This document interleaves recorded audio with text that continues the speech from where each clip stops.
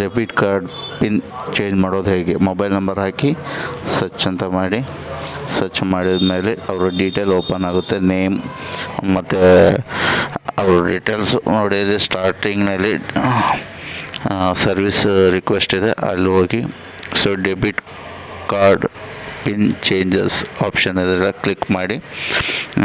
ಇದು micro A T M. So ಇದು ಮೇಲ್ಗಡೆ ಇರುತ್ತೆ ಮತ್ತು ಸೈಡಲ್ಲಿ ಇರುತ್ತೆ. ಆ್ಯಕ್ಚುಲಿ ಪಿನ್ ಚೇಂಜ್ ಮಾಡಬೇಕಂದ್ರೆ ಮೇಲ್ಗಡೆ ಸ್ವೈಪ್ ಮಾಡಬೇಕು, ಅಂದರೆ ಕಾರ್ಡನ್ನು ಗೀಚಬೇಕು. ಸೊ ಪಿನ್ ಆಪ್ಷನ್ ಕೇಳ್ತಾ ಇದೆ. ಕಾರ್ಡು ಈ ರೀತಿ ಪಿನ್ನು ಅನ್ನೋದು ಮೇಲ್ಗಡೆ ಕಾಣಬೇಕು. ಸೊ ಕಾರ್ಡ್ನ ಸ್ವೈಪ್ ಮಾಡಿ. ಆಗಿಲ್ಲ, ಇನ್ನೊಂದು ಸರಿ ಟ್ರೈ ಮಾಡಿ.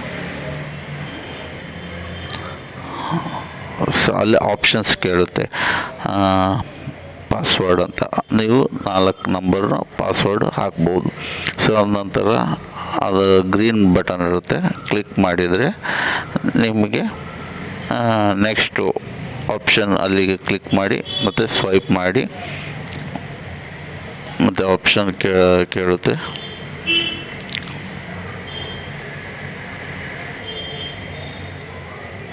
ಸೊ 4 ನಂಬರ್ ಹಾಕಿ ಮತ್ತು ಗ್ರೀನ್ ಕಲರ್ ಬಟನ್ ಪ್ರೆಸ್ ಮಾಡಿ.